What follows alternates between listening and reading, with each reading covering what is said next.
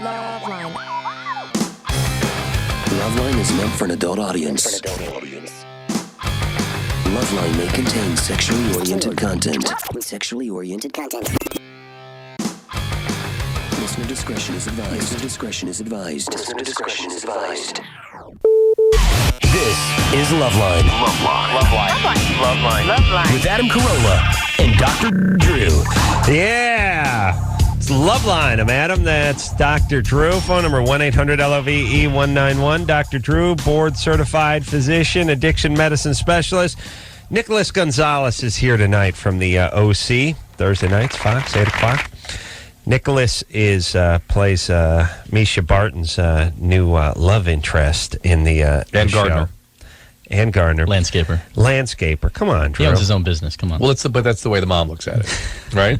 Yeah. Mom's angry.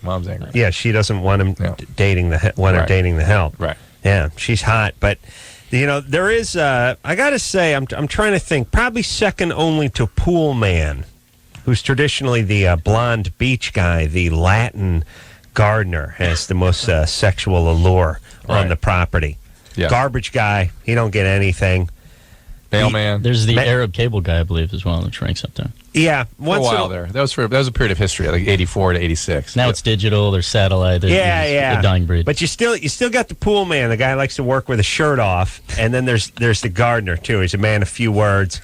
Hot days. He does that mop, that sexy brow mop. He's always there. He's always there, and he's always peering. You can always see him through any window in the house. There he is.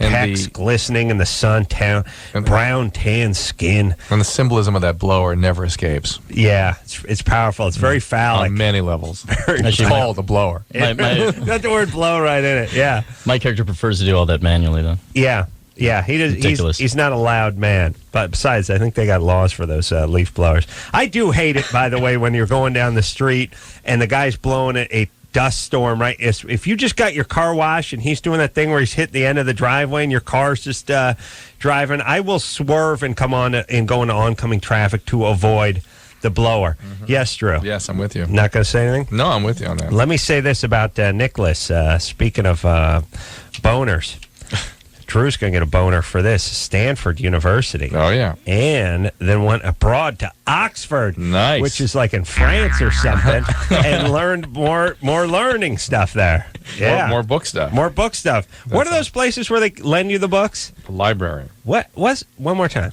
Well, library. They keep books there, and people want to borrow them. Yeah. But it doesn't have the word book in it. I know. It's so confusing. I know. Can't they call it just big house of book lending? Or you know what I'm saying? You can call it that. Here's what I'm saying. Place that sells used furniture, what's the sign say? Used furniture. Yeah, they don't make up a new word. They should have the word book in it. All right, you know what I'm talking about. All those Latin prefixes really get you. Yeah, it's Latin, but they might as well be speaking Japanese. Latin. Mm-hmm. Nicholas, what'd you do at Oxford? I was studying literature and poetry. Wow. That's more words. What kind of literature? I started focusing more on Irish literature. I did my thesis on James Joyce Ulysses. You're gay. Wow. Heady stuff. I just read Portrait of the Artist of a Young Man. I could barely get through it. That was a great book. We read that in middle school. Come on. But I'm saying, Ulysses, I'm not even going to tackle. Middle school? Really? I was still working out of a Sullivan book in middle school. Ulysses, oh my God. Yeah, Ulysses is ridiculous. Definitely don't recommend it as light reading on your own. Did you go to some sort of like a special junior high or high school or something like that, or prep school? No, I was in public school for a while, but went to a private high school that the rest of my family had gone to. But it wasn't really like higher caliber learning. And then Irish poetry? Not really too much Irish poetry. Irish literature. And so you went to Stanford. You were born in Texas, or you went to high school in Texas, and then you went to Stanford, and then from Stanford you did a year at Oxford. And I went back on a research grant and spent some time in Paris and Trinity College Dublin. And That's wow. Awesome. It was a great opportunity. More than anything was using the money just to travel. Where'd the acting come in? I just kind of started with a little bit of improv just for fun. I was running cross country and track in college. Didn't have a lot of time for fun things, and tried that and just kind of fell in love with that, but still didn't think of acting as a career. I thought you kind of had to grow up in Hollywood, so it was a new thing for me. What were you going to? You figured you'd be a professor or something like that? No, I was actually thinking investment banking, management consulting. Oh, really? They're kind of English majors are highly recruited. So you were going to come back and go to business school? Or just go right into At some point, but actually go right into the financial sector and then go back maybe to business school. When That was kind of the graduate? idea, just because I didn't know what I wanted. When did you graduate from Stanford? 98. 98. We were there in like 97. We were? We spoke in the. I think you came to a Kresge Auditorium, I Yeah, believe. no. We did that about a year ago, but we spoke in the Esplanade, the outdoor thing, Oh, okay. Yeah. in like 97. Yeah, we did the big grassy knoll thing. Right. It froze our. Remember how cold that was? Yeah, it was freezing. Yeah. Yeah. Cold nights in San Francisco. But it was nice. Yeah. All I remember is the following morning, I had to fly to Vegas because we're shooting a man show bit. Jimmy and Daniel took the chick who was supposed to pick me up at the airport at 7 a.m. in Vegas out drinking. She got in about 5 a.m. Let me tell you something, the difference between guys and girls. And this is why we get $1 can't rally. and you guys get 75 cents. Because you know how many guys have gone out, tied one on, vomited the night before, head hit the pillow about 4:45, Show up maybe at 6:30. 5:15, and then alarm goes off at 6:30, and they may stagger into work green, but they stagger They in. rally. Every guy I worked with doing construction could rally. Yeah. Guys have a rally gene. Girls don't have the rally gene. Probably better. It stops them from going out and getting booze until why they live 4:30 in the longer, too. morning. They live longer. Yeah, because you figure that's got to take at least 9 months off your life. You go out Right there. boozing hard until 5 a.m. and the alarm goes off at 6:45, and you got to put in 9 hours of hammer swinging out in Bakersfield on some roof somewhere, right? I mean, guys just literally sweating But Mickey's that's big mouth testosterone. and chewing tobacco. That's what testosterone does to you. It is. Yes, it women can't drives rally. You. But they don't have that drive. No, and the women don't admit they can't rally. They say stuff like, the alarm went off, I don't know what happened, I hit the snooze bar, next thing you know, it's noon. You know what I mean? And they never just go, look, I'm weak, I can't do it. I was put here to rear kids, not to pick up guys from airports on an hour's sleep. But the point, now here's the thing that's funny. So she never picked me up. She just threw up and went back to bed. And I had to catch a flight out of Stanford like 7 a.m. and get there like 8 a.m. We're going to shoot. Of course, I was miserable because I was up the night before. And I had no one's cell phone. I had no idea what hotel we were going to. Nice. And I got a cab, and the guy said, where to? And I said, what hotel is in the middle of the strip? And I don't know, the Aladdin or something, or whatever it was. And he actually dropped me off in the middle of the strip. I figured, well, might as well just go in the middle. Yeah. And I'll Work my way. keep What finally staggering happened? around.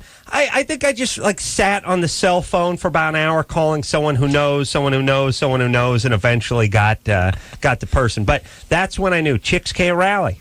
You can't rally. And stop pretending you can. That's the thing. You know what happens when you pretend you can rally, Drew? People expect you to I get do it. left at the airport. Yeah. That's what happens. Yeah, people get hurt. Right. No, if my wife goes to bed, like after the street lights come on, she won't go into work the next day. It's like, I only slept for 13 hours. I can't make it. I'm calling in sick. And by the way, women, for some reason, don't have to show up at work Yeah, either. the call in sick thing. It's Guys, I got to go in. Well, just tell them, oh, listen, you got a compound fracture. I'm going your in. tibia. It's sticking out of your skin. I got to go in. Yeah, the calling in sick thing, you got to be your feet knocked out from under you. So you got to not be able to go in to call in sick. And all right? they got to do is play that feminine card. Yeah. Just a little. Just you mean start weaving. No, start weaving the tampon time of the month, and yeah. the time of the or whatever. I got a gynecologist. I got a thing. Okay. Take a week. Take a month. Full pay. Full month. Quit. As a matter of fact, we'll pay you. You'll never work again. Yeah, but Nicholas, you can rally, right? I rally. I'm after rally actually tomorrow morning. Yeah. What time you have to get up? About 6. You going to the OC set of the OC? I'm actually working on a film called Dirty. Ah, I see that here with Cuba Gooding Jr. and Wycliffe Jean. Mm-hmm. Yeah. Yeah, shooting here in L.A. Oh, we really? play Dirty Cops. It's kind of based on the Rampart People scandal. shooting a movie in Los Angeles? Huh? We're bringing it home.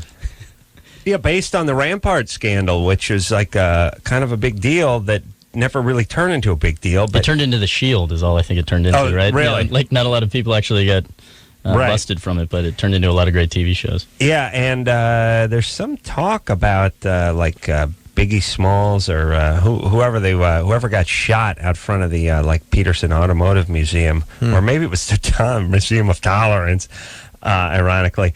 But whoever the rapper was, Biggie, who got shot about 4 or 5 years ago, there's some Rampart police. A tie-in, actually, yeah. There's a crazy tie-in thing that just sort of got swept under the carpet, and they think the guy who did it was a cop who has a record of this strangely and that. enough, these guys keep coming out with CDs. Yeah. It's amazing. More than when they were living. Oh, yeah. Drew, when you pass on, that's when you're really going to start being productive on this radio show. Yeah. Yeah. It certainly wouldn't be hard to do more than I was living. Anderson, do you have any kind of virtual Drew we can do? Let's see if we can get a little entertainment out of you. All right. So, when is that? So, when do you wrap that? Are you a Mormon? Thank you. Oh, that was you, idiot. That's Drew's greatest drop. Chill pill. Anderson, come on, give us a little best of Drew, just for fun. I'm a rapist. Drew, let him do the drops first. Sit your moist ass down. Oh. There's not much you can put up your butt. Mm-hmm. Where'd those come from? Who do you think you're talking to? Who do you think you're talking to? Wow. You are my teacher. Yeah. Do the one where he's yelling at the person. What do you, what? I like it when you get angry. Yeah, listen. Listen. Yeah, I like Listen. Why is that funny? It's just funny because you're coming undone. You know what? It's like a guy with a bow tie when it gets messed up and his hair gets a little screwed up and his pocket liner goes askew. Time to start listening, goddammit. Yeah. He's an idiot. He's a dick. They're pussy. She's effed up. He's an ass. Where did that come from? Who knows? It's powerful. All right, so the point is we don't really need you anymore, Drew. That's great. I got a bad cough tonight. I can go home. I want you to stay here. And just listen to the virtual drops. No, I'd like you to get me some coffee. Oh, yeah, that too. And not cough into it.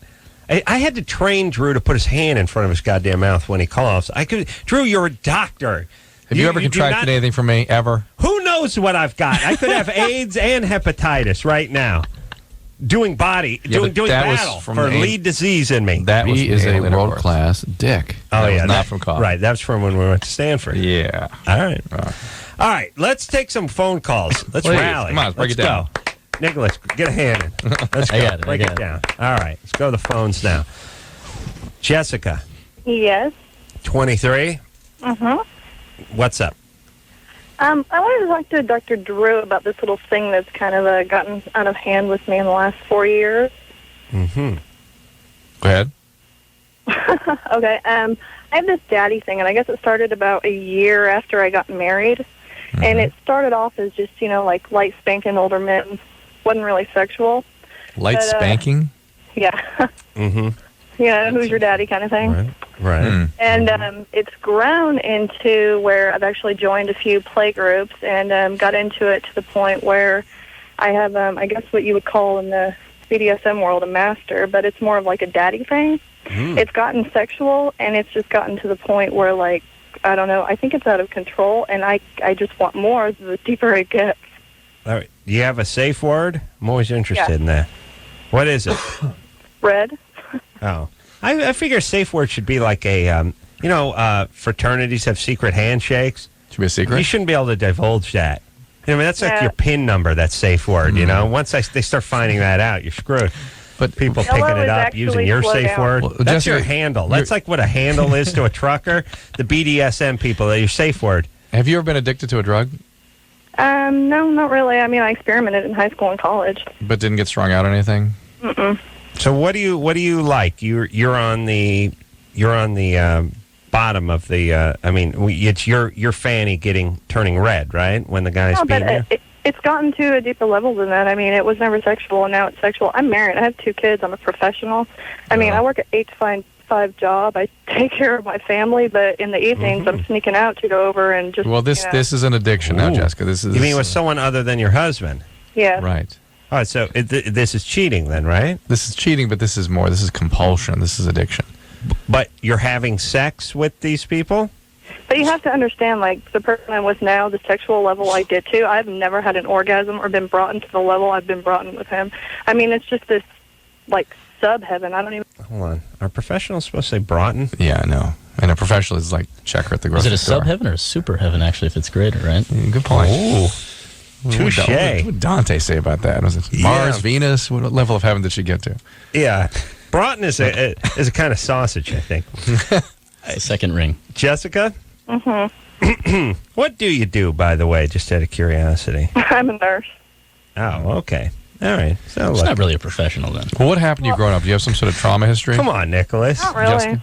Not really? All nurses had some sort of trauma. Were you history. physically abused? True place. No, I mean, my mom, would whip us, but I mean, who didn't Okay, get whipped? I grew up in Texas. Hey, Jessica, Oh, wow. that's physical You're in the abuse. state I of don't care Texas. why. Listen, I don't care where you grew up. It is what it is. It just has an effect on people growing up.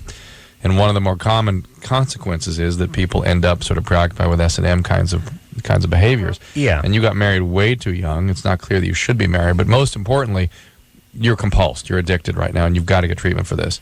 2 kids. Yeah, this is the horrible things are going to happen if you don't get going. And that whole part where the kids don't know what you're doing, so they're completely unaffected is BS. Nonsense. They don't have to know what you're doing. They just know. Kids are sponges. They feel stuff. They don't Right. need to know where it's coming from. They know when mommy's a screw up. Yeah. That's what they're getting off of you. They're sucking all that up. That, and just like heroin or any other addiction, eventually the house of cards fails. There will be consequences, and they will be serious.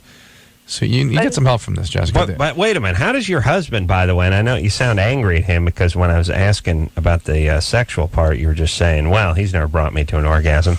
And believe me, if that was a criteria for cheating, I would have killed myself years ago. I mean, your wife would have gotten on. No, years. How many years I would have never met my wife. I would have killed myself at junior high. Right, good point. If not bringing a woman to orgasm meant it was okay to cheat on you, Yeah. whew, I'd be doing the show of a therapist sofa right now. You know what I actually have to do? I'd take my therapist sofa and actually I'd put a trailer hitch on. He'd have to drag me behind his car when he went home. All the time. I would never leave. it, yeah. No, I'd talk through an intercom. I'd be back there with like parking lights on and stuff, like directing traffic, but physically never leaving the can see sofa. that. Intravenous, maybe like put like the trucker's, a catheter in me so I could, but I couldn't leave the sofa. No. Okay. Jessica? Mm-hmm. So your husband, does he know what you're doing? No. No. And what does he think you're doing? You're leaving and you're coming home with, palm prints on your ass? Well, I'm a supervisor for the company I work for. We have homes, and we deal with, in-home care with, mentally handicapped, elderly, disabled. So when anything happens, I get called out to, deal with it. And, he's usually leaving at night for, reasons. So you go to these clubs, you have intercourse with these men?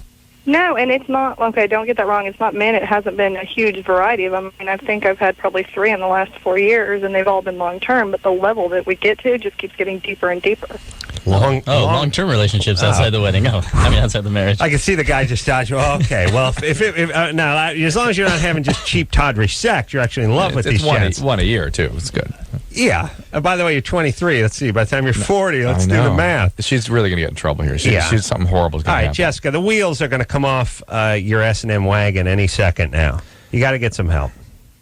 You're a nurse. Yeah, You understand the something like concept of getting help. What? Yes, but I mean, where do you go for something like this? I mean, Well, what do I there do? are- Call a psychotherapist and say I like to be spanked. Can you help me? No. You need to go to somebody who specializes in treating sexual addictions. This requires a very specific kind of treatment intervention. It's a particular behavior, it's a particular syndrome, and there are specialists in this area. I would suggest you call Del Amo Treatment Center in Torrance, California, and see if they have any referrals in your area. Okay. They're out here. We're out in Los Angeles. That's the best place I know of. Really? Yeah. What else do They treat a lot of porn stars. A lot of people. They do? Oh, yeah. Sorry, Adam. They take some of your favorites off the screen. They need like guest lecturers or anything like that? I like to come in. Sometimes they're Talk to looking for people. perps. Yeah, looking for perpetrators. Just hang out in the waiting room. Yeah. But Jessica, please take care of this. You have a sense of this thing progressing. You don't have a sense of the consequences that can develop. It can be awful, All right. like any other addiction. And you've got a family to concern yourself with, a career. Get with it. It's DELAMO in Torrance, California, and ask for a referral in your area. All right. Now, what do you do with the husband? Because I know it's so easy to do this. Look, you come clean. Drew, over here, I'm buddy. sorry, my God, this is ridiculous. Drew, you have TB. Could be. And now I have it, and so does Nicholas. Yeah. Okay, What do you do? here's my point. What do you do with the husband? You come clean, because I'm a huge fan of lying to the spouse. Yeah. You know, Yeah. I mean, this guy hears, yeah, sweetie, for the last 2.5 years, I've been still. Remember all those emergency calls? I was not going there. I was going to Bob's Bondage Shack, and I was getting the crap beat out of me by a Korean businessman. We had a relationship for a year and a half. Does he need to hear that? Well, one of the things that... What does he need to hear? Well, nothing at first, just that she's got psychological problems and needs treatment. But ultimately, the people that treat sexual addictions do specialize in dealing with the feelings of betrayal that the partner undoubtedly will have. And you try to preserve that relationship, try to get through that. It's very difficult. I'd be great. That'd be my job, that counselor. What is it, Doc? She's smoking pot? That'd be the best day of your life, buddy. Best day. What is it? Is it something? What is it? Speed? Cocaine? No. Because I notice sometimes the drugs make it difficult for her to sit down. She seems to have pain. Oh yeah. Yeah. Yeah, it's like it would just be a horrible gig just telling people, look, she's been with a handful of guys who've been beating her ass and having a rough trade hair tug. But now she had a safe word. But think about it this way: at a certain point, when the behaviors are way bizarre and out of line and sick, some of the partners just go, she's sick. I didn't know it. I was just So it's like, ugh. Yeah, but now this is a different person. Well, but it becomes like your car got stolen, you want to get it back, and then you find out it was in the bottom of a mire, and it's covered in. That's when it's an insurance thing. I mean, this is a total. Now I'm walking away. I got to drive a Taurus for a few months, and then I got to get a new ride. Or you look at it and say, that Taurus is a fat chick. Okay, this is like I have sex with her for a while, and then I get a new ride. See what I'm saying?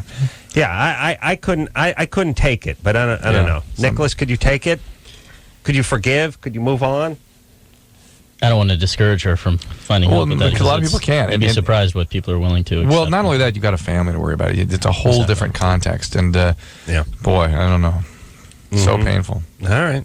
Well, let's keep moving because some guy burned his genitalia with a blowtorch. Let's stay in an upbeat. Mike? Yeah.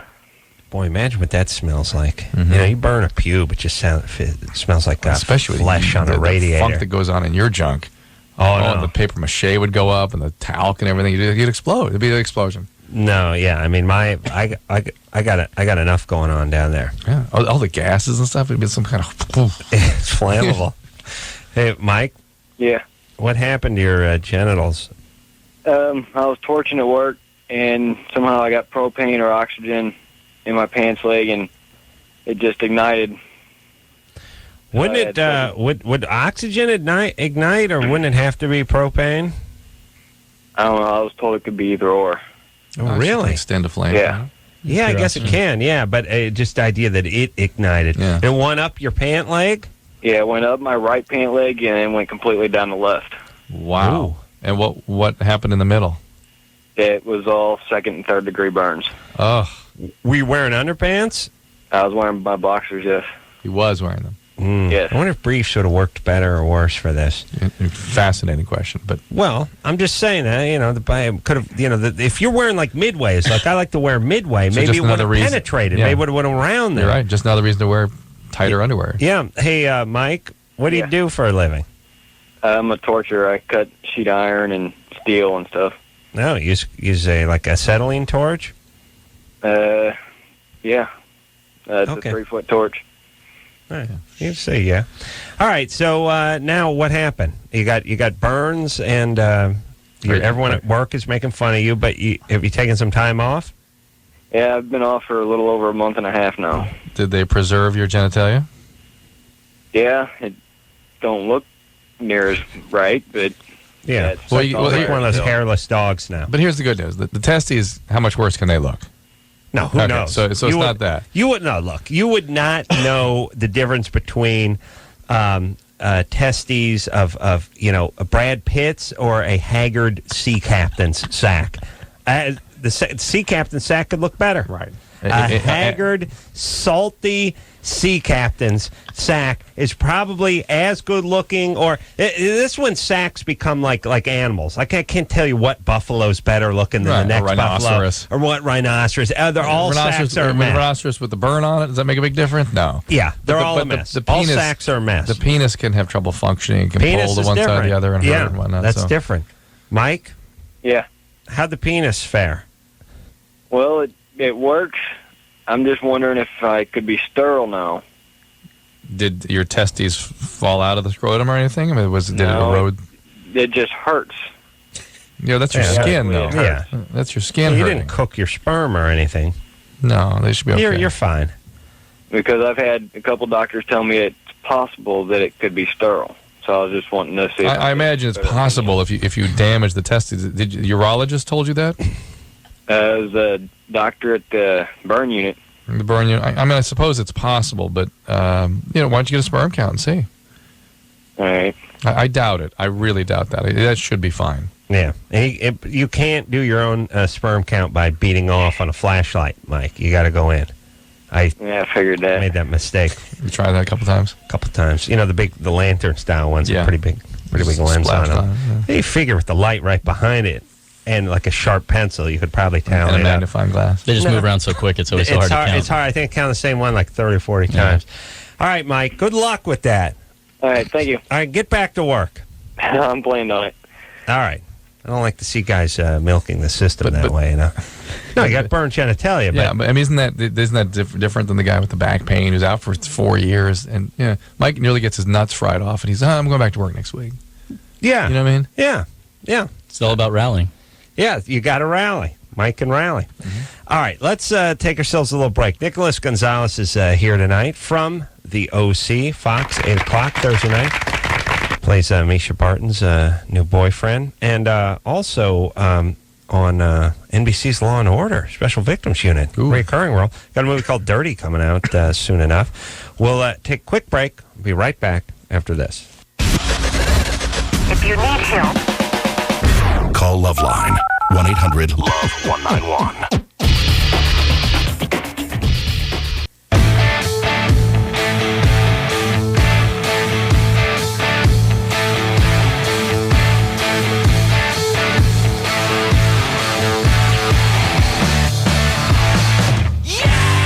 Yeah, everybody.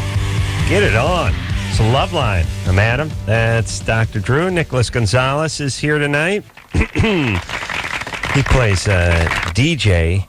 We'll call him the landscape architect who gets to pal around with Misha Barton on the OC. Fox Thursday nights, 8 o'clock. Also, new time for my beloved Crank Yankers, Wednesday nights, 9 o'clock. Big premiere tomorrow with really? Jeff Goldblum and Drew Carey. Excellent. Tomorrow night, 9 o'clock on Comedy Central, Wednesday night. All right, Drew. Yeah. We have been doing this thing that we started last night, as far as I know. Right. This is K-Rock, K-R-O-Q, and you can visit them at kroq.com, kroq.com. That's the mother station. That's where we broadcast from. They are the founders of LoveLine. Drew on K-Rock for 10 years before it went syndicated. Right. And now this is a thing that's open to the entire country, which is we're raising money for the tsunami relief, and we're doing, guitars being signed and giveaway, concerts, all sorts of Have cool Hoobastank play in your house, play at a party you choose. Pennywise comes to your house. I really do think that Pennywise doesn't come to your house. Well, that's what I'd pay for. Yes, yes. That and who's going to pay for the cleanup What's after they do come? Up to? Yeah, because if you don't get in on that, Fletcher and company may actually show up at your house and take you to Poo Poo City. And then that's a very bad place to go. Yeah, you got Fletch. to take Hershey Highway to Poo Poo City. Sasquatch Fletch. Yeah. So anyway, I don't know how much the Pennywise doesn't come to your house is, but it should be way up there. We should be talking about Fabergé egg type prices for that. But one of the things you can do is bid to pay for the tsunami survivors to be a co-host here on LoveLine. Yes. You come in and watch me talk at people for 2 hours. I don't know what their fantasy is of what this is going to be, but I promise disappointment. It's not worth what you're paying. I promise that I will be in my best behavior. Which already is Unbelievable. I will wear a sweater and shoes and pants. I will not come in with the erection. Will you talk to these and the people? Get sweatpants. here before the show? I will talk to you. Wow. We will take a picture. I won't have an erection in sweatpants. Yes, I will. Sweatpants, no underwear. Yes, of course you will. Yes, I will.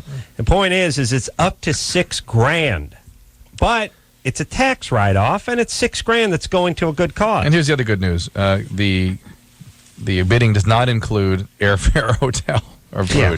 You got to provide all that for yourself, and then come here. But you come out, you hang out, and you co-host, and we give you a nice disc at the end of it. You get a nice CD of it. And then wave goodbye as we sprint out the door. Drew and I. And then we talk about you all the way home, by the way. That's what we do.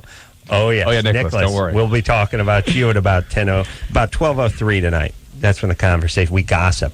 And it usually goes something like this. I thought he was cute. Ooh.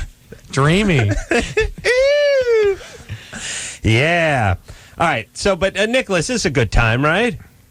It's a great time. Yeah, he's like, it's a great time. It's fantastic. You can't even look in the eye when he says that. Should see it. Yeah, good time. Massager chairs. This place is amazing. Yeah, it's done up. Am I right? Oh, yeah. Engineer Chris You should see these guys in suits here. It's amazing. Yeah, tails, top hat, cane. Yeah, so get those bids in. Come and hang out with us. Watch Drew hit the microphone with various objects, and you'll be on the show. You're not just going to be sitting there. You'll be co-hosting. You'll listen to our Loveline. Yeah, I may do nothing. Which fine, we'd be happy to do nothing while you host. Yeah, see what that sounds like. Hi, this is Fred. This is Love Phones. Love like. Let's go to the phones. Alexander's 18. You're on the Love phone. That it's gonna be 2 hours of that, Drew. If I don't talk, what's it up to now, buddy? She's just written. Junior producer Lauren brought in the Pennywise is $3,750, and the OC walk on $3,100. Oh, forgot about that. Yeah, you may be Nicholas's next love interest, next Anglo love interest. That's for a sex scene with Ben McKenzie, isn't it? Yeah, $3,100. No, you will be on the set, and you'll be in an episode. And these are things, by the way. The $3,000, the $4,000 it costs you to do this will be long forgotten about. But the part of your story, the tape of you on the OC when you're in your early 20s and looking hot will go on forever. That'll be passed down for generations. Do they have to pay them residuals?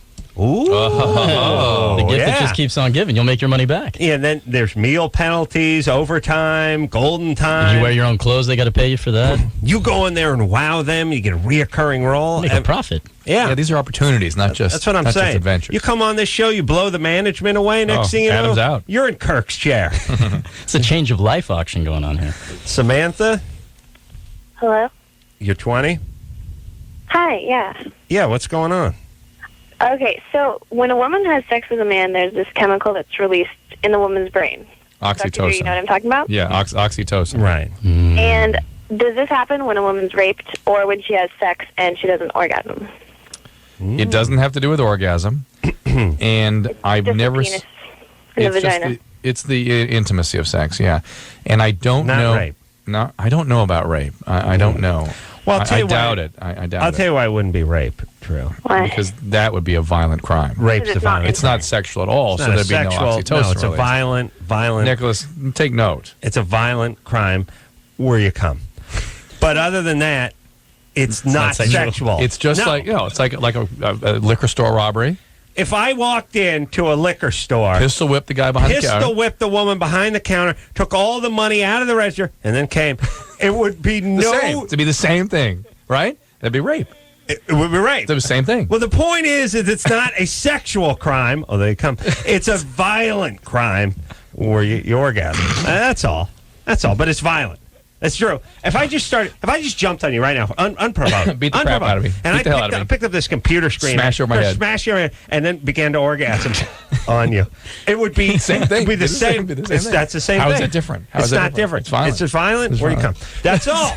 But it's not a sexual crime. How dare they say anything sexual about it except you come? Where do they even get it? How dare they? Where's that even tie in, the sexuality part? Just because your genitalia is erect and it's inside the other person. And you come. And you have an orgasm does not mean it's I didn't know where it comes from. It's confusing. Where in history of humanity did they ever come up with that? Are you telling me that every time I pull my erect penis out and put it inside a woman and have an orgasm, it's something sexual? How dare you? Please. It angers me, Drew. Of course. When they put labels because as on women things. become survivors of violent crime. That's right. It's not a sexual crime. Yeah. All right. Now, Drew, explain that rant. Explain it. Well, Yeah. what I mean is, It explains itself. without trying to sound insensitive. Yes. What we're saying is obviously it's a sexual Yes, crime people to for the some person reason that's want- having the orgasm. Yes. It still can be a crime. It's still violent, but it's an aggressive expression of sexuality Yeah. in men that can't contain their aggression, and Yeah. for whom sex and aggression and violence kind of go together. And the women are victims of a violent crime that is a sexual violent crime. Well, by the way, then there are by definition, no sexual crimes. They're all violent There's no crimes. sex then either, because it all becomes Yeah, vaguely violent. Like, what'd you do this? Well, me and my gal went to Santa Barbara for the weekend. I beat the crap out of her. I mean, that's really what it is. Right. I perpetrated violence. And by on the her. same token, if there was a liquor store robbery, that was rape. Yeah. All right. Anyway. Yeah. So the point is, these are Violent crime. Where you come. All right, so Samantha, what had happened to you? Anything? What about if you get fingered or eaten out and it's intimate? Do you release that chemical still? What do you mean and it's intimate? What does that mean? What Well, do you- you're saying that the reason why you release the chemical when you have sex is because you're intimate. Yeah. So do you release that I chemical? really love eating. Well, out, give by the me. way. I Never done in a know. while. She classy. went to the same Finishing Oxford. school? Yeah, same thing as Nicholas. You were an studied Irish literature. And, Were you brought into an orgasm? Yeah. but what happened to you? Stop giving us the hypotheticals. What happened? So I'm wondering if I have sex with this guy, if I'm going to Samantha. get more attached than if I just do other things Absolutely. to get to orgasm. Yes. If you have sex, you will get more attached, and he may not because he's wired differently. But Drew, what about a light finger blasting, She still might. That is absolutely the case, Samantha. which that is you- a violent act, and by the way? it's very peculiar or hard to understand how some women can at certain times not get attached when they're sexual. Some women can very easily control that or choose when not to. Others, no matter what, when they become intimate, they start getting attached. Samantha, why do you not want to become attached to this guy? Because the relationship is not feasible. Like, it's not going to happen. So I don't want to, Yeah, get he's attached married. and feel bad. Huh? No, he just lives long distance. So He doesn't like you that way. Yeah, so why put yourself through that? I mean, if you're going to really start, it's going to be painful to get that attached. Where does he live? about 7 hours driving away. So Yeah, but he could make that in 4.5. Motivated, Drew. Yeah. As a passionate man. Oh yeah. You defy okay, I have another laws. question. Yeah. Well, wait a minute. He doesn't like you that way, though, right? No, he does. No, he'd be on his car coming up there. He's in love with you? No. Well, do you guys think you could have a relationship? Yes, You think you but could. I'm too young to have a long distance thing. All right, that's think- fine. It's fine, Samantha. You're being practical about this. That's Yeah, fine. she's withholding something. But also real. Yeah, there's something more about your history. You're not telling us, A, and B, he's not that motivated, or he'd be insisting that this go forward. He'd find a way to make it work. At least until Can I after ask you another had sex. question? Right. Nicholas makes a very valid point. Yeah. All right. Samantha's angry too. What's Yes, wrong? something's- All right. I got to something's find. up with No, you're not asking any more questions. I got to ask some questions. Why are you angry? I'm not angry. What happened? Where's your dad? What did he do to you? I actually made that up. You made The what? thing- Whole?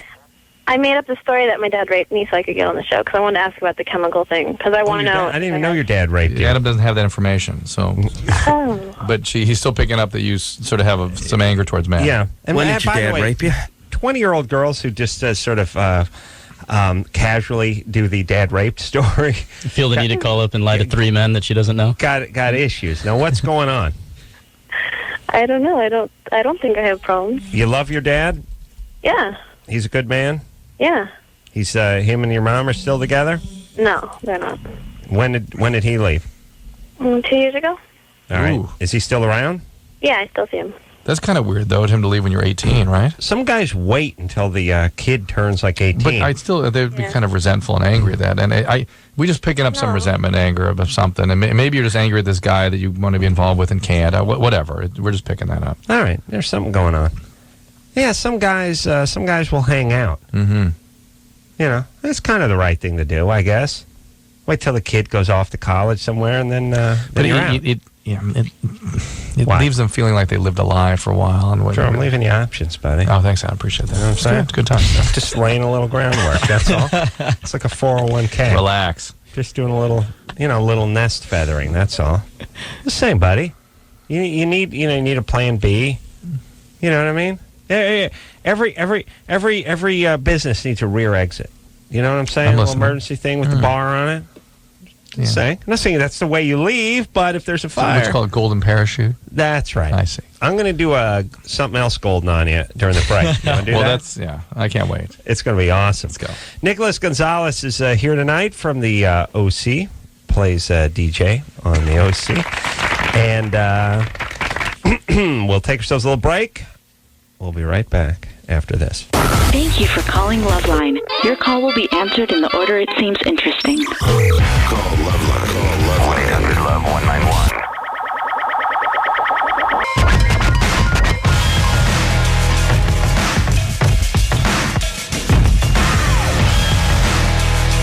Yay! It's LoveLine, everybody. I'm Adam. That's Dr. Drew. Nicholas Gonzalez is here tonight from the OC. Thursday nights, 8 o'clock, Fox. He's currently Misha Barton's love interest. Taboo Love. He's the mom. He's Mexican. The mom knows him as a gardener. Yeah, you don't really have to say Mexican anymore. Just say gardener. We don't. Back in the day, it used to be Japanese guys. We had my grandparents had a gardener guy came twice a year, I think. His name was Mr. Otaki. He had like a pith helmet on. Would teach you karate. Yeah. No, but I mean, gardeners used to wear uniforms, which is, everyone used to wear uniforms. Like, people used to fly, they wear a sport jacket and an ascot. Gardeners would have they'd have like tan, short sleeve, like sort of safari shirts tucked into trousers with boots. And now the guy's wearing the Making Bacon t-shirt that's cut off, the two pigs going at it backside. Oh, nice. And the confusing hat, which is the guy's wearing the Cal Jam 79. I was there, like you're in the Sammy Hagar. You don't speak English. Like you must have got that hat somewhere Neither does else. Sammy. That's true. That's true. But he cooks with tequila. I learned that from the Doesn't speak Food the Network. Queen's English like Nicholas does. No, he went abroad, and now he's on him. Yeah, Eric, Yeah, you're 18. yeah, You have a Germany or Florida for us? I do. What's up? Here we go. right. Nicholas needs to know how to play this. Nicholas, I was going to explain, and I thought, just hang in, and then we'll tell you how it goes. Don't say anything. Listen carefully. Listen carefully. Go ahead, Eric. All right. A man is facing charges after forcing his neighbors to stop redecorating at gunpoint. Police say the 45-year-old man walked into an apartment of a 17-year-old neighbor and told the teenager and his friend to stop redecorating at once because the noise was getting on his nerves.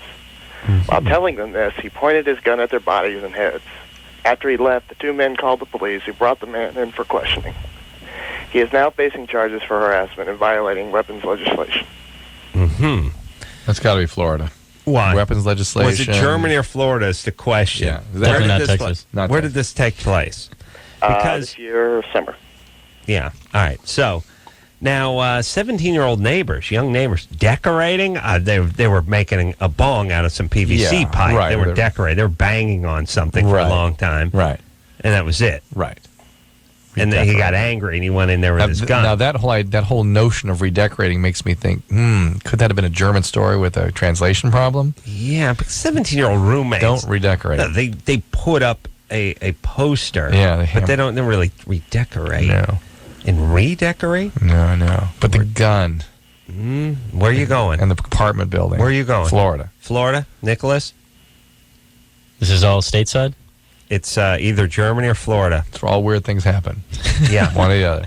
Say Canada, huh? Germany or Florida. Gotta be Germany or Florida. Florida sounds like the one to go. Florida? Go off your cue. I'm going Germany with the decorating part. Yeah, you've done well with the contrarian point of view lately. Thank you, but I disagree.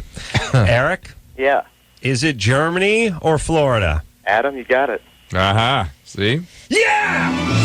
Hell yeah! Yeah! Yeah, called Germany or Florida. Thank you, Eric. Right there in the name. Hey, by the way, Yeah. Nicholas, good job in Law and Order. Oh, thank you very much. Special really Victims cool. Unit. Had the most fun out of anything I've been doing on doing that show. Oh, really? That's been incredible. Shooting in New York, on the streets of New York. And it's like you're making a movie, right? It's incredible, yeah. I mean, they also always reshoot, so I get to go back again to New York. You're taken You're care picking of. stuff up, getting It's a paid, blast. first class airfare. All my miles are going up. I was watching the $6 Million Man the other night, and I thought, I know, awesome and everything, but what a turd. And I thought, boy, this is an hour-long primetime network drama, essentially, that from 1978. And you watch it and you realize, first off, budget like almost zero. Like, things that were supposed to be Army helicopters were clearly news helicopters. Right. With said Army on the side of it. It was, since when is turquoise and yellow the color of the Army? Right. But just nothing. No bad acting. The biggest thing, they'd roll a Jeep over or something like that. And there was really nothing in the way of special effects or anything. No. And the story was like slow and plotting, and it looked bad, and it wasn't lit right and everything. And I started thinking about these shows, Law and Order, The Shield, or 24. Some movies they're making. Yeah. I mean, the budgets are crazy, and then also the guest cast now are like some of the incredible actors you see in film are returning to TV. So yeah. I mean, do you have any idea, by the way, what the budget is for? I know I used to do a show called Resurrection Boulevard on Showtime, and we had a pretty conservative budget. There was a boxing and show. We got like 1.1 million per episode, which was great for us and being on Showtime. But this is network. I gotta think it's got to be so much bigger than that. Yeah, I couldn't even venture to say. I mean, it's got to be the budget of what it would. Well, first off, it seems like the equivalent to shooting an hour's worth of movie. I mean, if you shoot an hour's worth of 24 or SVU or something like that, it's just got to be. If you're the same, it's got to be half of what a 2-hour movie would be, or 2/3 of what a 90-minute would be. Yeesh. All right, millions. Wow. That's like 2 or 3 million. So. Yeah, I don't know how the damn they don't pay works. a lot. Yeah, I know it's all going to the cinematographer and the guest actors. All right, let's take a Drew. I'm taking a break here, buddy. Nicholas Gonzalez here tonight from the OC. We'll take a quick break. We'll be right back after this. All right, guys, here's the deal. You're looking to hook up, sick of wasting time with the wrong person? Dateline. One call's all you need to make. Call the Dateline. 877-889-DATE. Call the Dateline. Live 105.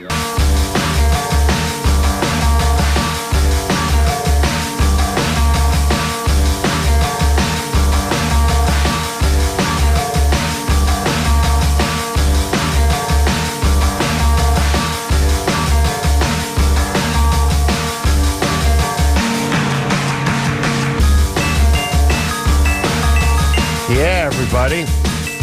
Yeah. It's LoveLine. I'm Adam. That's Dr. Drew. Nicholas Gonzalez is here tonight from the OC. Thursday nights, 8 o'clock. Fox. Drew. Feeling better? Feeling good. I just got a horrible cough. Drew's got a cough.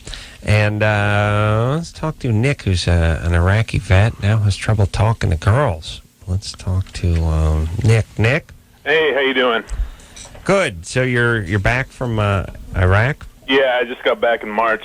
It was quite a year. How long were you there for a year? Yeah, I was there for a year. I actually went to Iraq when we first invaded. I was with the 4th Infantry Division, based out of Fort Hood, Texas, and I just got out of the Army in August. Is everyone, I don't know the schedule, and I guess it varies. Like in Vietnam, people would do a tour, a 1-year tour, and then they were able to go home, I guess. Is that how it works in Iraq? Not really. I mean, it's pretty much it's like the division or whoever, the higher ups, have a timetable for each battalion for however long. And some people are actually staying out there. I know my best friend is out there right now, and he's going to be staying about 18 months. And wow. I tell you, they've had spectacular recent footage of these car bombs going off. I don't know if you've seen them. First off, they're horrifying for some reason because everyone's caught off guard and we're sort of standing around. All of a sudden, these horrific explosions, and for some reason, there's been footage of them the last few weeks or last few days. They never seem to have car bomb footage, but for some reason, cameras have been rolling. And I was just thinking to myself yesterday, I would be a nervous wreck. All the time. Because anytime there's an automobile around me, parked, manned, unmanned. Look, even when you're driving along, they would pull up alongside. Driving along, the guy sitting next to me, of course. By the way, over there, there ain't... they profile. They profile. No, but I'm saying you're sitting next to every guy next to you is a swarthy guy wearing something on his head with brown eyes and a beard. But the point is, he's profiling you. He's looking for you. He's looking for you, and they do profile. And, you're not going to pull up next to Sven, the long-haired Swede. I would just be walking. I'd be freaked out all the entire time. You'd want to... No, not all right. Yeah, that's what you'd hear a lot. You know what I would do? I would probably just freak out and blow myself up. Preemptive strike. You'll never get me. I'll get myself. Do it myself. All right. So now you're back. I'm back. And one thing, I think it's really important for people, despite their views on the war, to really support our troops. It really helps our morale out there. Do you feel you're not getting support, or? Well, yeah, any support. I mean, I know there's really a split view on this war, and I could understand both sides, honestly. Yeah. However, no matter what the views are, I believe it's extremely important to appreciate those out there in the desert and under 130-degree heat in the dead summer, and let them know that you appreciate everything they're doing. It really helps morale and gives them a sense of purpose. Ironically, the Michael Moores of the world, and Barbara Streisands and whoever else, Alec Baldwin types of the world, are the ones who say out of one side of the mouth, look, we're trying to protect the troops. Yeah. But the reality is I think they are serving to demoralize them to some. And unless you can bring them back, maybe you should put a sock in it until they're done doing whatever inevitably they're going to do. Totally. Because I do think these guys who claim to be your best friend and who claim to be worried about you, it's sort of like, look, Michael Moore's thing is I care about the troops. Bush, he doesn't care who he sends to die over there as long as it's not family members. But ultimately, Moore's probably doing more damage since you're already there. Right. Yeah. All right. True. So we appreciate it. Yeah. What don't we know about Iraq? What is? And there may not be an answer to this question, but I mean, what would be surprising to most people here in the States? The most surprising. Well, I guess. The best advice I could probably give is not drink the water. And their water supply out in Iraq, because I did that and I paid for that. So bad water, but the indigenous really, really bad water. It was horrible. Because we ran out of bottled water because that's all we drink, and so I ended up drinking the country's water supply, and You get Shigella? What's that? You get Shigella? Yeah. Well. I don't know what that is, but no, I got the runs. That's what that is. I got really bad. I literally woke up and I had a really embarrassing moment one morning. So, all right, Nick, I appreciate you launching into the humiliating story about yourself, but I wasn't talking so much about don't drink the water. He means about the experience of the country, and we look at it. You assing on yourself is an important part. Of the country and its culture. Don't get me wrong, but I'm just saying, if I go out there, let's say, what would I be most surprised at beside the mark you left on your bunk? Well, first of all, I really do believe that. When I went in there, I believe that it's going to be like Vietnam, and I'm going to be in war. It's just going to be like you're basically crawling around all the time. Mm-hmm. It's not really like that. You have to watch your back all the time. Yes, and things do happen. I did lose some friends out there, and you do see things. However, it's not like every day is so extreme where you. And what do you think ultimately? Do you think there's the ability to have a free election and move toward a democracy, or does it seem like we're trying to get blood out of a beet? Okay, I'm not trying to turn this into a media bashing thing, but I do believe that the media has blown that up. See, in Iraq, when we first rolled into Iraq, it was almost like a parade, because when we were rolling in, all the Iraqis were cheering and yelling at us and waving, and it was seriously like we were all lined up on the streets. Well, if you think about it, I mean, you look at it this way. I'm put Nick on hold for a second. You get one, because I'm scared to tell another S story. You get one car bomber for every 5,000 fans, Right. It's going to make the news. That's right. And it's, by the way, an unacceptable number. But if you think about it, one sort of fanatical guy with some C4 and an Impala is counts is like 10,000 votes or something. So it's another car bomb is there. Well, obviously, I don't know what the population is, but the amount of car bombers or people that are fanatics against the United States or whatever, compared to the amount of people, it's got to be 1,000 to 1. Yeah, maybe more. Yep. And we're not. It doesn't feel that way. It feels like this represents the entire country. Right. I think we're getting a lot of that via the news. So Nick, let's get it back to you. What's going on tonight? Well, here's the thing, man. Like ever since I was like, I don't know, well, ever all through my life, I really have trouble speaking to girls. I mean, this is like a really weird thing with me because look, I'm not a bad looking guy and all that, but whenever I start talking to girls and especially ones that I'm attracted to, I get really tense and really nervous. But you got to understand, that is universal. Yeah. Maybe your expectation is a little skewed. Maybe because you're so confident in other areas, you're shocked that you're beaten down by a mere female. Yeah. But every male has that or continues to go through that. Yeah, that's what Quaaludes are for. Well, loosen you up a little bit. I mean, here's the thing. Like most people get nervous because they're not I think it's more they're uncertain of what they think about them. That's probably have a lot to do with it. Especially since I'm an Iraqi vet, I'm Mr. Stud now.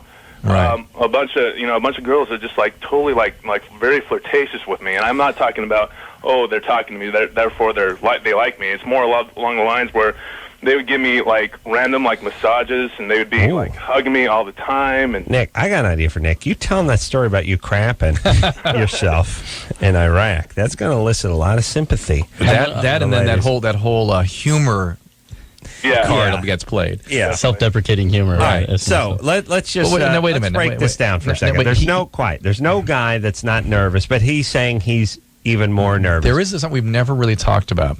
That some guys have problems with boundaries with women, and they get fearful they're getting sucked into something. He doesn't know how to say no, how to stop it, how to make choices. You know what I mean? I'm wondering if it's that kind of a thing. He couldn't articulate that if it was. Well, let me ask him. No. Here's the point. I've been talking to him for too long. I'm sure he had all the stupid Iraq questions. Yeah. Here's the thing. At 23, as a guy, you're supposed to be coming out of this, but you ain't out of it yet. But he said he's not uncomfortable. Women not worried about being attractive or being rejected. It's something different for him. No, he's attractive is what he's saying. Look, well, first off, women don't judge by the same criteria that we judge by. You being attractive is nice, but it's more your rap and your vibe that they buy into. Yeah. Sorry, Nicholas. That's okay. That's right. Nicholas so what is it that's making you nervous? Can you articulate it? Well, I don't know. Now I'm thinking about it psychologically, getting into the deep soul thing here. I guess because, back in junior high, I used to got picked on a lot by both genders. Maybe that has something to do with it.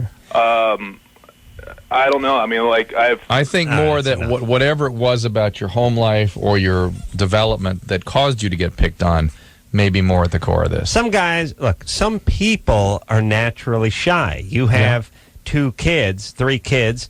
One of them is much shyer. The girl is much more extroverted. Probably takes after her wife, and you have a son that's much shyer. They're grown up, same environment, same genes, same everything. That's right.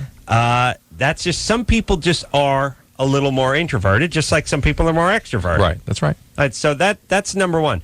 Number two, 23-year-old guys, a lot of them are in that. And by the way, he's just trying to get his skills together. You know what I mean? You got to get your rap on. Here's what you need to do, I think. And Nicholas, by the way, is amongst. He's on the Hot 25 Celebrity Bachelors, according to Latin people. Is it Latin people? Or just regular people? It's people in Espanol. It's people in Espanol. Yeah, but the Latins dig him too. The point is, his top 50 gardeners on TV of all time. A landscape architect. Sorry. Here's my point. as a guy, you have to get your life together in order to get your rap together. Yeah. And it's not, you got to pull up an expensive car, you got to wear flashy you just jewelry. Have a purpose. You got to get your confidence. Yeah, you got to feel like you got a career, not just a job. Yeah, but Nick kind of has that from his Marine. Yeah, Nick came back. He's floating a little. He's out of the service. He's discharged. He got a high school degree and he went to the service. Now he needs. So here's what you need to do, guys. Focus on your life. Yes. Forget about the rap. Forget about the chicks. Yes. Work on the career. Work at the gym. Work on your social life, your friends. Learn a language. Have a skill. Be interesting. Have things. Yeah, women know, and they gravitate towards when a guy's got everything together. They like when a guy is like where he is seems like the place to be, or is the center of attention. Yeah. Girls, regardless of if you're famous or you have this military background that people respond to, women really, more than anything, respond to if they're having fun and you got everything on lock. And when you have everything down, and they respond to confidence. Well, I'd say you sort of articulated that, Adam. Hey, follow me. That's what they want. Yeah. That's why the worst thing you say to a chick is like, "What do you want to do? What do you want to eat? Where do you want to eat? Where do you want to eat? Where do you want to go? What do you want to do?" They want a guy. Here's their favorite thing is I got a place. It's an Italian place. It's down in the village. I know the chef. This is great. It's hard to get in, but I know the guy. We're old friends, and that's what we're doing. And I'm telling. Let me order for you. Tell him what to wear, what time you're picking him up. Yeah, and I need oral now. Now, Drew, I'm talking. I know you are. Okay. Okay. As long as you know, Jenny, I know what the ladies like. They like giving me oral. That's what they like. That and the calamari. If we're going Italian, Jenny. Hi. 19. Yeah. Oh, she's just perky. All right. What's going on, Perky? I was wondering, when I have sex with my boyfriend, I am currently on birth control, and sometimes he likes to have sex without a condom. And wait. You're on hormonal contraceptions? Yes, at least. And you were using a condom? Yes. Okay. You ain't never going to get pregnant. I really don't want to get pregnant. Don't worry, you are not. No ass. Yeah. And so I was wondering, if we have sex and he doesn't come in me, but he's not using a condom, is it almost guaranteed that I won't get pregnant? Because I always get really paranoid about getting pregnant after that. Whether he does come or doesn't come in you, it's almost guaranteed you're not going to get pregnant. You're on the pill. But it's an act of violence, so you need to know that. It's violent. When he orgasms. That equates with a violent act, of course. Violent. What's that, Jenny? So... isn't there still 2% though that get pregnant after even? Well, here's the deal. The basic statistics are that it's more like 0.01%. Okay, but in teenagers the numbers are a little higher. So, and I think that's right. Absolutely, I think that's what it's a function of. But if you're actually fastidious about taking the pill, the chances are really remote. And if he's using a condom most of the time, forget it. You're almost 20. You're not going to be a teenager anymore. Right. So. Yeah. Hey, and Jenny, stop making the guy wear a condom if he's your boyfriend and you're on the pill. Okay. All right. Because I like it better without it too, but it's just I really, really don't want to get pregnant. So I was really being very appropriately conscientious and fastidious about that. Mm-hmm. Okay, so if I don't take it at exactly the same time every night, it's still effective, right? Like within 2 or 3 hours? It should be, yeah. Okay. Should be fine. But you're starting to get 6-8 hours differences, then you start to make a difference. Okay, so you'd say 2 or 3 is fine? Yep. All right. How about the patch? How about other kinds of means of delivery? NuvaRing, other things you can do other than take the pill. Where do you put that patch? Anywhere? No, I don't have a patch. On your side? Oh, you put it on the side? You can, yeah. No, because that puts something on there to aim for. Where you put it above the coccyx or something? No, just even on the front, just a little something. Like, a bullseye on it? On the back's the baseball. Yeah. That's the baseball that no one has ever. Somebody probably thought they had a brilliant idea with dartboards in like 1918. It's like, we'll put a baseball game on the. Bernie, genius, I tell you. That'll probably be bigger than darts. No one's ever flipped it over. Did anyone ever play that baseball game? And it became a convention. It's part of a dartboard. You got to put it on there. But no one's ever put it on. How will they know it's a dartboard without the baseball in the back? It's going to add $20 to each unit. Put it on.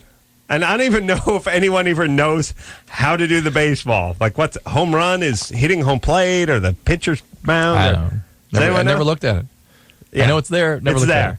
I think the problem with dartboards is once you put them on one way, they're kind of like reversible windbreakers that no one ever reverses, or the hood that unzips from the thing that you never take out. Right. Once it's on, that's it. It's on that way, you walk away. And no one ever goes, ooh, darts, but not quite in the mood for darts. I'm in the mood to throw a dart, but not for darts. Actually, if I had my druthers, I'd be throwing a dart, but playing baseball. Yeah.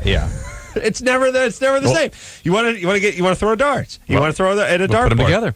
Darts and baseball. That's it. I want like in Mexico. I think they got like a soccer version of that. Like you turn over, there's a soccer field. Like in Europe, but in Norway or something. You think in Europe they have like a soccer field back there? Yeah, Brazil. Oh, cricket. Yeah. I mean, well, why not just put basketball while you're back there too? Put football. Just put football. Yeah. All right. No one's ever done it. Do they still do it? You think? I think. Is it one of those things like you got to put the parsley by the side of the plate? Yeah, absolutely. All right. Let's keep going here. Yes. Yep. Yes. Alexander. Yes, sir. You're 18. Yeah. What's up? Oh, I actually have a couple questions. My first one is I'm engaged. My fiance and I, we've been dating off and on since we were in the 8th grade. We've known each other pretty much our whole lives. Yeah. And we've been sexually active for about 3 years now. She's on the pill, and, you know, it's been going real well. But a while back, she just out of nowhere, she wanted me to slap her while we were having sex. Okay? So I slapped her, and she stopped, and she started freaking out on me and crying.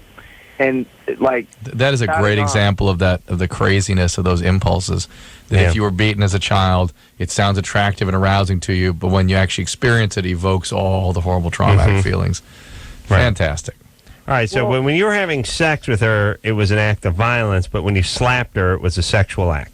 I think I'm doing the math. Yes, there. that's how that works. It became sexual at that point. Right. Well, he didn't ejaculate because she stopped. Oh, then it was a sexual act. It was that was going to become violent. Sexual. I can't. I got to work it out. All right, so yeah, that usually, pardon the pun, smacks of something in the past, Alexander. Well, it was weird because, you know, she started freaking out on me, crying, saying I couldn't believe you'd ever hit me. Hold on one second. A little bogus feel. There's Yes, a bogus definite quality. Bogus feel. Yes. I'm getting a bogosity here. He's putting it, he's crafted the story nicely. But then he started pushing. Yeah. Okay. Let's just keep the bogus meter up. There's something bogus, spidey sense tingling in the bogus department. Go ahead, Alexander.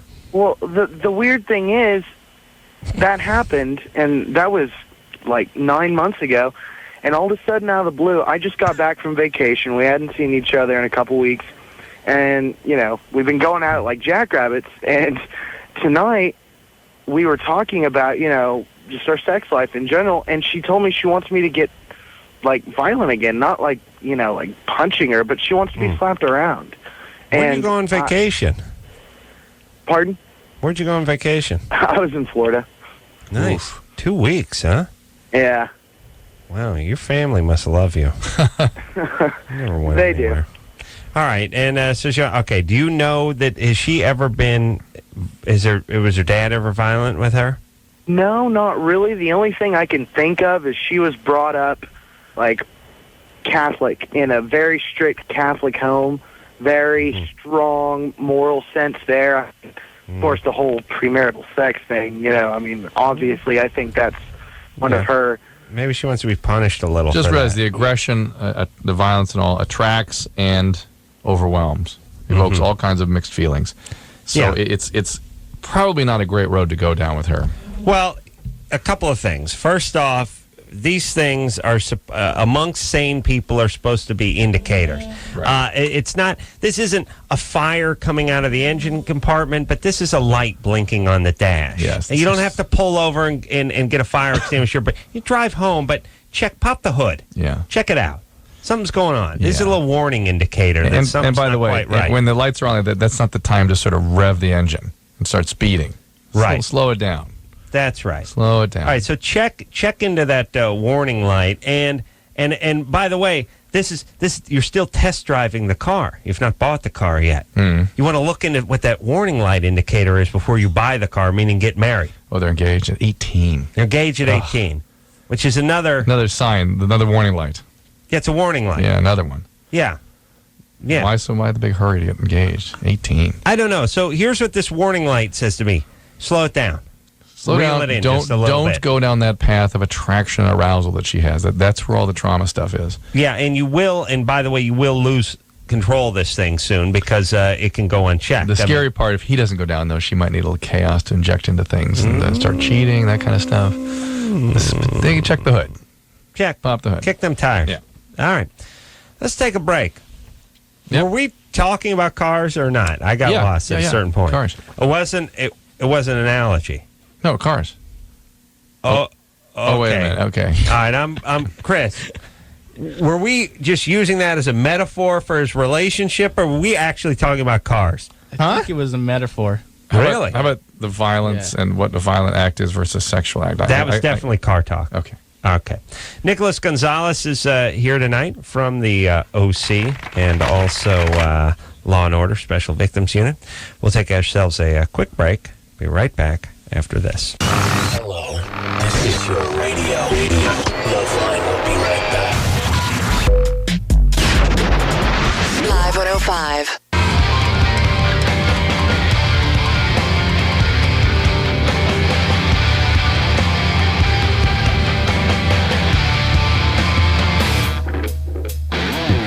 Yeah! Woo! Hell yeah, it's LoveLine. I'm Adam. That's Dr. Drew. Nicholas Gonzalez is here tonight from the OC. Hello. Everybody, and also Law and Order Special Victims Unit. Drew is eating himself some honey roasted macadamia nuts. Can't stop. Macadamia nuts are awesome. And, the guy who figured we should honey roast the macadamia nuts got to be the same guy who figured we should deep fry Snickers bar. Yeah. Like, this isn't bad for you enough. It's not sweet enough. It's not good enough. We could make it better. Why don't, they should do? Deep fried Twinkie. They ought to do, you know what they ought to do? They ought to honey roast it and then roll it in like cocaine. And then chocolate. And then Jimmy's. Yeah. Whoever, by the way, the man who invented the honey roasting, I want to talk to him. I like some sort of award given. Maybe it's possibly, Bob. But just take a beat. Just take a beat and acknowledge him.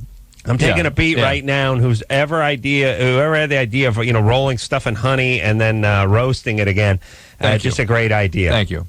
Great. Yeah. I'll tell you what happens to a nut when you roast it. I'll tell you, I ate a raw almond today. Tasted like I was picking corn out of Duke. Right. Like nothing. Chewable. It was just cud. Yeah. Then it was like biting a piece of chalk off. Yeah. The guy who figured the first guy to fire up that oven and toss them nuts in there, genius. Another guy would like to stop and acknowledge tonight. Yeah. Nice. Give him a shout out too. What about the guy that made pistachios pink? That was a weird one. Yeah. And what was weird too is you couldn't find a pistachio that wasn't painted pink. And now you can't find one that's painted pink. And somebody said look, we're never, maybe it was one of these things like, look, we'll take these lobsters and we'll feed them to the slaves and we'll use them as cattle food. Maybe it's just one of those things where, you hear these stories where 150 years ago, lobster was just so much, was just a feed for pets and, slaves. And, you know what I mean? Nothing was a delicacy, or if it was, it wasn't this. Now it's, $20 a pound. Maybe it was the same thing. Like, maybe no one would eat these pistachios. They had to make them pink to make them more appealing. I don't know who figured this out. I didn't know about the lobster. And to think that people are complaining about oppression all those years ago and they got to eat lobster. Yeah, listen. Come on. You guys were this close to surf and turf. Give me a break. So you're chained to the table. They got the expensive side of the surf and turf. That's right. We're sitting in there. Yeah, we're eating filet. We're eating T-bone and stuff. But you're getting the lobster. Yeah. Yeah, you grew up on beans. That's right. I had it hard. Nicholas is Mexican. He grew up eating beans and churros and drinking that horchata. I'm always like, whenever a culture tries to talk me into their soft drink, I'm like, how about a Coke? This one is rice based. Yeah. Straight through donkey testicles. I'll take the worst when we start getting into the Middle East. It is yogurt. We take yogurt, we take vinegar, salt, and lemon, and it's very goat milk, and we leave it in the sun. Yeah. Oh, you have to. It's like, first off, the people tell you the stuff with all the 5 crappy ingredients, and then tell you have to try it. You're like, this is a stew. This stew has gizzard, tripe, eyeball, and a floater of what came out of that guy in Iraq. Well, now you're talking about menudo. I grew up on that stuff. Menudo. That's exactly what we had. You got to try it. It's like, look, if the two ugliest people I knew have a kid, do I have to? You want me to date them like sight unseen? Like, Right. no, I know what's going on here. I don't need to try it. Yeah. And in the same now, here's the same thing that the Middle East, they have horrible, horrible drinks. And here's all I'm saying: we'll handle the soft drinks. We got 150. I mean, we got Mellow Yellow, we got Mr. Pibb, we got Mountain Dew, we got 30 different kinds of the same thing. Mug root beer. You can get Big mug, Red. you can get Big Red, you can get Royal Crown Cola, or you can get Pepsi, or Dr. B's. We got it all. We got it all. We got the grape, we got the orange, no, don't worry about it. You guys start focusing on other things that we might ingest. By the way, Shawarma. yeah, work on another Shawarma's kebab. good, yeah. Work on a kebab combination. This Some time yogurt and cucumber. instead of beef, onion, bell pepper, beef, you go beef, onion, beef, bell pepper, onion, bell pepper. Or just screw with the combination. We'll work on that. Don't worry about the drinks. We got those Deep fry hands it. down. And I want to put the same thing out for the desserts. You guys with your Mexicans with the Mexicans with the flan and the crazy stuff shaped like a cactus, and the Koreans and the Japanese with the tea-based ice creams, Mochi, rice balls. We got it. We got your apple pie a la mode. Well, the French we got got it. We got your cobbler. Let France handle this. Creme brulee. But here's how we have to treat. We have to treat like the Dirty Dozen. Like, you got the knife specialist, Right. you got the Ballistics demolition guy. guy, you got the ballistics guy, you got the face man. That's me. I'm the face man. Cash register. You got the cash register right here. No, but everyone's got their own specialty, and now you have a fighting force to be reckoned with. World cooking community. Yeah, otherwise you got every guy. Imagine if the computer guy was trying to throw the knife. That would be that'd be the Spell equivalent to letting the Japanese And by do the way, dessert. and just so we don't date ourselves too horribly, let's refer to Ocean's 11. Yeah, Dirty Dozen. Yeah, Dirty Dozen. And what the hell are you talking about? Okay, Ocean's 11. Not everyone is a computer guy. Not everyone is a master of disguise. Everyone has their specialty. You can't be a master. You guys work on the kebabs. We'll do the dessert and the soft drinks. All right? Mexicans, you guys clean up. There's a mess. Ay. All right. Drew, that was horrible. Let's keep moving now. Mackenzie, Yes. you're 18. Yes, I am. What's happening? Well, I just found out. I've been dating my boyfriend for about a year. I just found out he had genital herpes. So I'm pretty sure I have it too, and I just feel like my life hit the hugest rock ever. All right. Now, how do you know he's been withholding this from you, or did he just find out he has it too? He just found out he had it too. And how did he find that out? After we had messed around the night before, and the next day he called me and he said, Mackenzie, I need to ask you something. Have you cheated on me? And I was like, of course not, because we're both in a pretty monogamous relationship. Yeah, no, you got to lie. Pretty monogamous. Pretty monogamous. That's nice. Very monogamous. And I... It's like sort of pregnant. Yeah. Near collision. All right. But I can't even think straight. I don't know what... Well, no, wait, let's get back to whether... I've got to really establish here whether he actually has this. How did he suddenly come to... Quiet. He already found, he went to the doctors. He went on Friday. Why? Why did he go? He had a little rash on his penis, and he's like... Him and I are both, the cleanest freaks ever, and... Had he ever had that rash before? No. Had you had any cold sores in your mouth, anything like that? No. Have you ever had cold sores in your mouth? No. All right, hold on. Let me talk to the jury here for a second.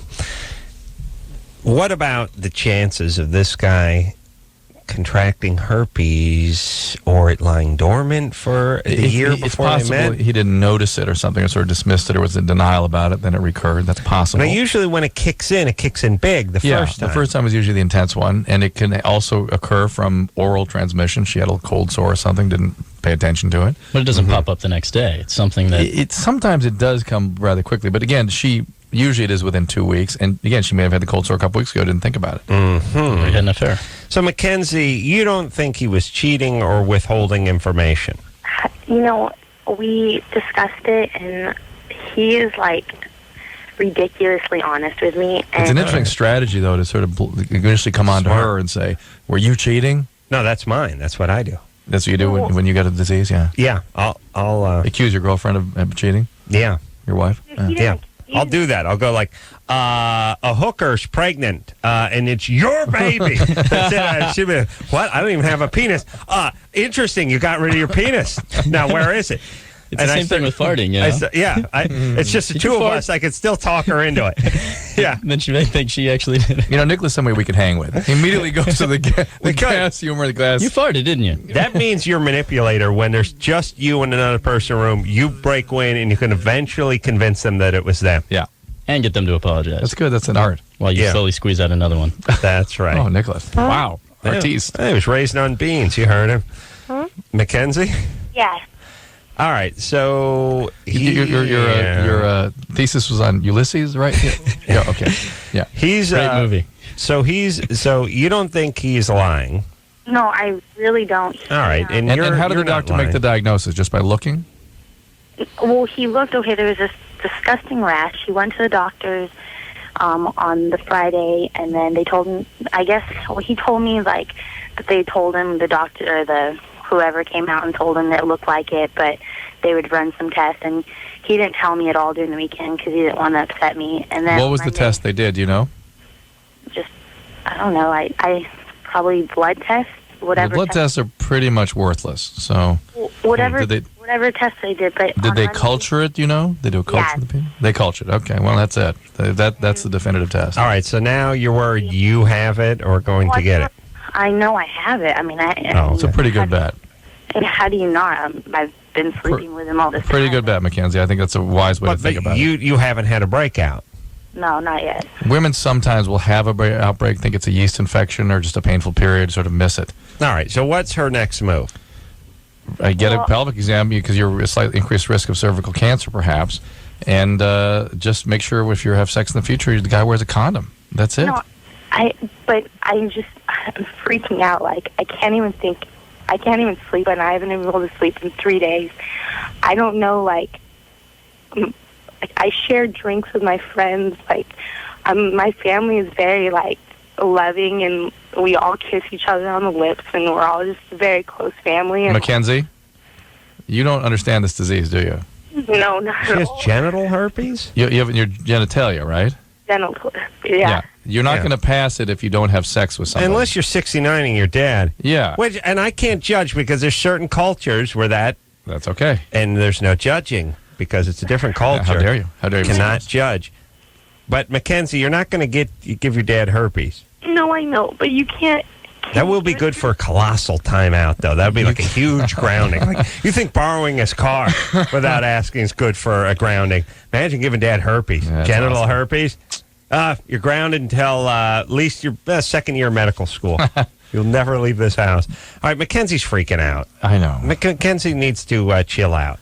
Listen, many people on this planet have herpes. It's a common thing, Mackenzie. Common disorder. Relax. You're a smart person. They What? said that, like, they were talking about it being like if you use the same towel and if you use the same soap and everything. If you use it like a belt underneath you. Yeah, if it's a wet towel and you've been sort of wiping down your genitalia and then somebody immediately wipes their genitalia, yeah. But that's not how it's transferred. All right, so don't get weird on that. Yeah. Yes? Listen, it's a common thing. Just wear condoms fastidiously. That's all you got to do. Yeah. Family members are just going to put condoms on. That's how. Or, dental dams whenever you can. Dental dams. Kiss your mom with a dental dam. Yeah. All right. Use a condom with Dad, dental dam with Mom. I mean, how do you counsel an 18-year-old who's convinced that her life is over? It's not. It's difficult, and there's really nothing other than my chill pill. Mm-hmm. You got to take a chill pill. Relax. There's nothing wrong. Mackenzie feels, I think it's felt like she felt tainted. Right, but you have a doctor telling you that this is okay. It's a common thing. It's common, and you're not going to pass it to your grandmother. You're not harmed like that by this. You may not even pass it to future sexual partners. You need to be honest about it. You need to wear a condom fastidiously. This feels like much more than it actually is. Our culture has made it a big deal.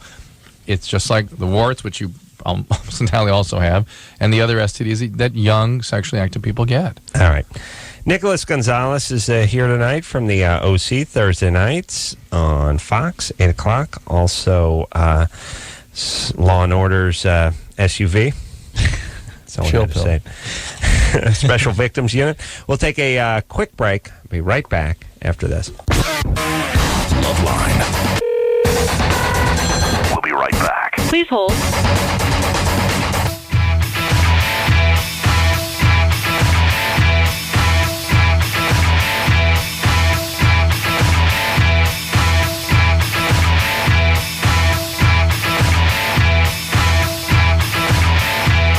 Yeah, everybody. Rock on, party down. It's a LoveLine. I'm Adam. That's Dr. Drew. Nicholas Gonzalez here tonight from Law and Order SMU. Southern SUV. Methodist University. Special Victims Unit, and also, more importantly, the OC on Fox, 8 o'clock Thursday nights. Let me just say this. We were talking phone talk, a little tech talk during the break. Drew, I've had believe me, first off, you're all very lucky that Nicholas showed up tonight, or I would have launched into at least a half hour on how much the power's been off of my goddamn house. It was off for 13 hours today. It's been off all. But the point is the other beauty of living in a house and having no power is the mother effing cell phone doesn't work at my house. Oh, it just generally doesn't. Because I'm up in the hill. And so now the power's out, your cell phone doesn't work, and you see that the neighbor's house is going down the street in the torrential floods, and you think, I got to get back to the apartment in North Hollywood. Let's face it. That's my place, guys. Roof didn't leak, cell phone worked, power on all the time. Mixed blessing of belongings. It really was. Ownership. It really is. It really is. You guys who have nothing, thank your lucky stars. It's such a burden for those of us who are literally millionaires. Wired in worldly possessions. It's tough. It's tough. It is. All right, and now, give this speech to Nicholas. You see the cell phone here? I put the Velcro on the back there, and I hit it. I hit it with some emery cloth. I can see you cleaned it out. I combed it. Yeah, it looks. Last time I looked at this, look, he puts a Velcro. Glues Velcro to the back of his cell phone because he only wears pajamas and sweats, and these things are made out of brushed titanium or something. Yeah, slip out of everything. It's like greased soap. Now that's not the payoff. The story also I have a cloth interior in my car, and I literally stick it to the passenger seat when I'm driving. As opposed to it slipping into that gutter that goes to hell. Where's it go? It goes to purgatory. Purgatory. No leather seats, huh? Well, now I know. I know you're judging, but. He's literally a millionaire. He can't be bothered with leather. No, I can't be bothered. Well, that's for his Aston Martin. That has the leather. It does have the. Okay, go ahead. You think I'm kidding? I don't at all. Go ahead. The last time I looked at the actual Velcro, I couldn't decide whether he'd used it to brush a cat. Or it was all pube. Or just solid pubic hair in it. It's just caked. It's a pube magnet. Now you look at him. Take your hat off. He wears sweatpants without underwear. I didn't know my hat was on. Yeah. Okay. Pubes up there. I got pubes on the head. I got pubes on the ass. On the back. Pubes. It's all pubes. He scratches himself with this thing and just peeks. Well, I use it to hold to myself by static electricity. I used to, and now, Drew. Stuck to my sweater, everybody. That's nice. Yeah, like Laverne. Why doesn't everybody do this? And you know what else I did? I scuffed the hell out of it because I thought, what the hell do I care what it looks like? And you're always doing this with your cell phone. You're putting it up. You're tucking it under your shoulder. You're wearing a windbreaker now, Nicholas. You take a regular phone with the brushed titanium on it that goes flying. It's hard holding it. Scuff it up. That's what we were talking about. The Bluetooth is a major advancement. And here's the thing: it's not like your car. You're not going to sell your cell phone. You're going to lose it. You're going to break it, or you're just going to throw it away in a couple of years and get better technology. Scuff it up. Plus, you look like a badass. People see it's like, wow, look at that phone. Yeah. So it's like pulling a full-dressed hog. Wow, don't mess with that dude. You want to know how bad that dude is? His cell phone is messed up. I mean, this is a badass dude. Yeah, I'm scuffing mine right now. Please. All right, let's rock here. Say a call. Here we go. I feel bad for these two people who've been on for an unfair amount of time. Okay. Crystal? Yeah? You're 20? Yes.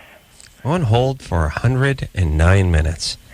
Well, yeah, you sit here and watch on TV, too, while you wait. Yeah. Thanks, baby. What's up? Good listen to the show. What's going on? Well, last year, I was my first year at college and everything, right?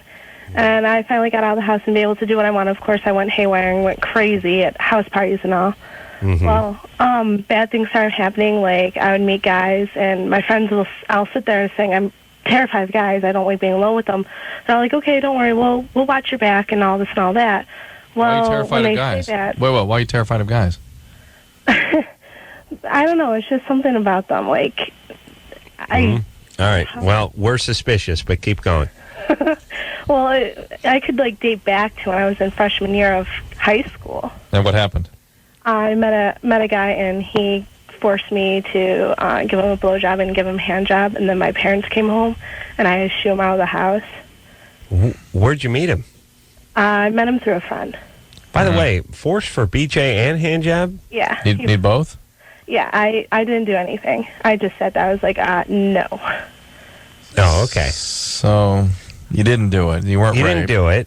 You just were sort of traumatized a little bit. You met the guy, you brought him in, and you were scared, but you didn't do anything. Almost a violent crime. Yeah, Almost. he was practically naked, though. I was just sitting there like, no, because I'm only, 14 at the time. Okay, all right. It'll be a little rough. All right, go ahead. I'm just a little girl then. I'm just like, what the hell's going on? Okay, got it. Okay.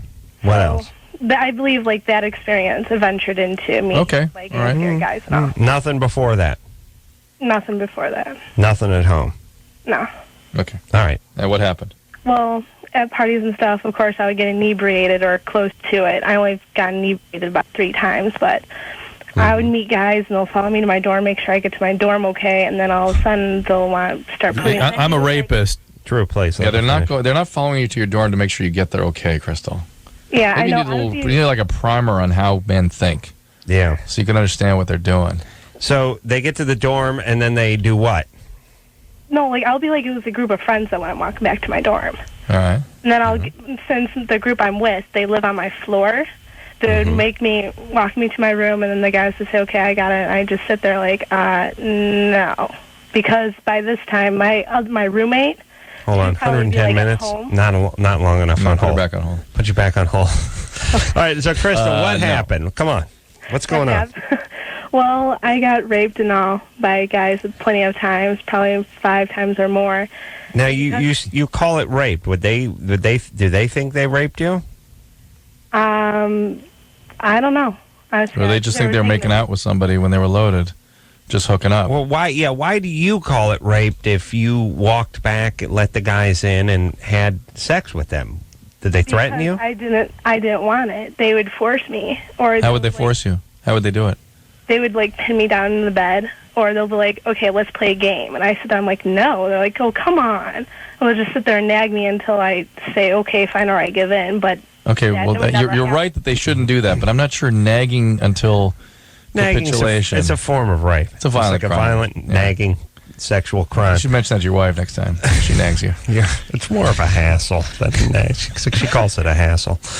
Hey, Crystal. Yeah. Something's going on with you. Yeah, you got it. And by the way, when they're raping you, don't you yell out for your roommates or dorm mates or anything? Well, they're not there. My roommate last year in the first. Yeah, but you're in a dorm. Why don't you scream for help? Everybody's either out at still partying. Why don't you scream for help? Everybody. You go out, you go drinking, you go to the parties, you come back, it's like a horror movie, just crickets. Thank you. Crystal, right. Something's going on with you. All right, here's the deal, in a big way. Whether or not there's some distortion you have here or you were a victim of a crime, you need counseling about these issues. Yes. You're in college. They've got developed mental health services. If you're legitimately raped, and I shouldn't say legitimately, but if you're raped, report it. And just from the standpoint of you having these experiences where you feel out of control with men and then experience them as rapes, and you're repeatedly, you're compulsively reenacting these things, you got to get help immediately. Something's going on. Immediately, Crystal. Okay, let's take a break. We'll be right back. All right, guys, here's the deal. Looking to hook up? Call the Dateline. Sick of wasting time with the wrong person? Call the Dateline. 1 call's all you need to make. Call the Dateline. 1-877-889-DATE. If you need help, call LoveLine. 1-800-LOVE-191.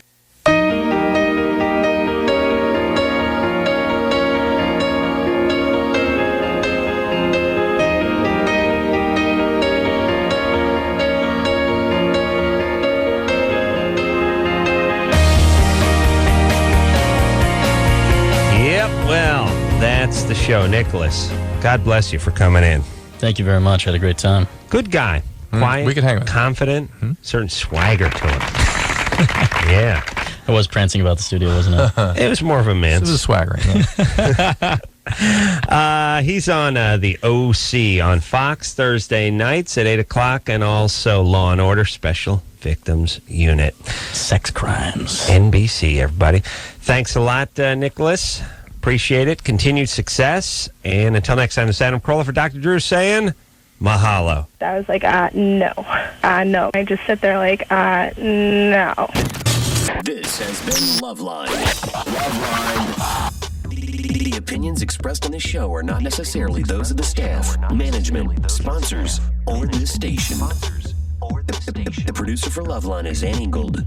LoveLine is a presentation of Westwood One Entertainment.